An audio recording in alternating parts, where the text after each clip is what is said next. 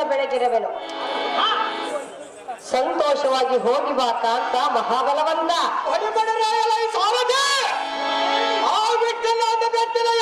ಅಲ್ಲಿಗೆ ಸೋಟಿಯನ್ನು ರಥವನ್ನು ಬಿಡಬೇಕಾಗಲೇ ಸಾರದೆ ಅದೇ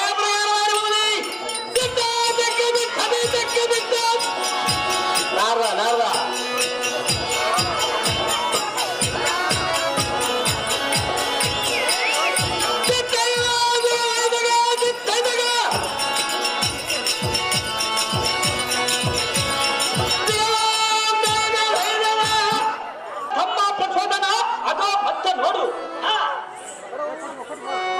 ನಮಗೆ ಶುಭ ಸಂದೇಶವೆಂಬುವಂತೆ ದೇವ ಮುನಿಗರ ನಾರದರ ಆಗಮನವಾಗಿ ತೋರುತ್ತದೆ. ಅವರನ್ನು ಆಧರಿಸಿ ಮರ್ಯಾದೆಯಿಂದ ಕರೆದುಕೊಂಡು ಮಾತಮ್ಮನೇ ಎಲ್ಲ ಆಜ್ಞಾಪ್ರಕಾರವಾಗಿ ನಡೆದುಕೊಳ್ಳಲು ಹಾಕಿದನು.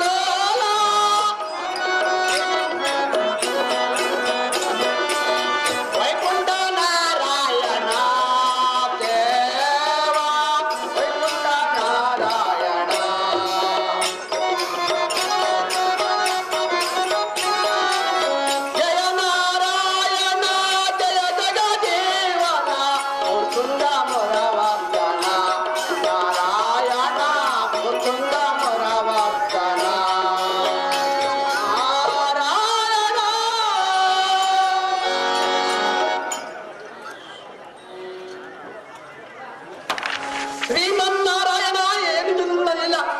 ಭಕ್ತರನ ಕಷ್ಟ ಪರಿಹರಿಸುವುದಕ್ಕೆ ನೀನು ಪಡುವ ಕಷ್ಟ ಅಷ್ಟಿಷ್ಟಲ್ಲ.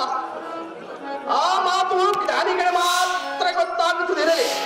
ಮದ ಹೊಂದಿದ ಮಧ್ಯಾಹ್ನೆಯಂತೆ ಮದನ್ಮತ್ತರಾದ ಶಕ್ತಿ ಸುಧನ ಪ್ರಚೋದನರೆಂಬ ದರಜರ ಯಾವದ ಸುರವೃಂದವನ್ನು ಸೋಲಿಸಿ ಅವರವರ ಅಧಿಕಾರಗಳನ್ನು ಬಿಡಿಸಿ ಅಪ್ಪಲಾಯನ ಮಾಡಿಸಿರುವ ಕಾರಣ ನಿನ್ನೆ ಇಂದು ಎನ್ನಂ ಕರೆಸಿಕೊಂಡು ಆ ಮಹಾಲಕ್ಷ್ಮಿ ನಿನ್ನ ಸತಿಯರಾದರೂ ಕೂಡ ಆ ಮೂರ್ಖರಿ ಸಾಗರನ ಸುತ್ತಿ ಭಂಗಪಡಿಸಿದರೆ ಮರಣವಾಗುವುದೆಂಬ ಸಂಚ ಹೂಡಿ ಇದನ್ನ ಪ್ರೇರೇಪಿಸುವುದಕ್ಕಾಗಿ ಎನ್ನಂ ನೇಮಿಸಿ ಕಳಿಸಿದೆ ಆಪತ್ಬಂಧವ. ಆದ ಕಾರಣ ಈ ಭಕ್ತ ವತ್ಸಲ ಹೆಸರು ಸ್ಥಿರವಾಗಿ ನಿಂತಿದೆ. ಜಗದತ್ತಾರಕ ನಿನ್ನ ಹತ್ತಿನೆಯಂತೆ ನಡೆಯದೆ ಈ ನಾರದನ ಕಾಯಕ. ಅರ್ಥಸಾರಥಿ ದೇವ ರಕ್ಕಸರ ಪಟ್ಟಣವಾದ ಲೋಹಾವತಿ ರಾಜಸಭೆಗೆ ಹೋಗಡೆ ನಡೆಯಪ್ಪ ಸಾರಥಿ ಅತಿ ಜಾಗೃತಿ. ನಮ್ಮ ಅಪ್ಪಣೆಯಿಂದಾಗಲಿ ದೇವ ಮಹಾನುಭಾವ.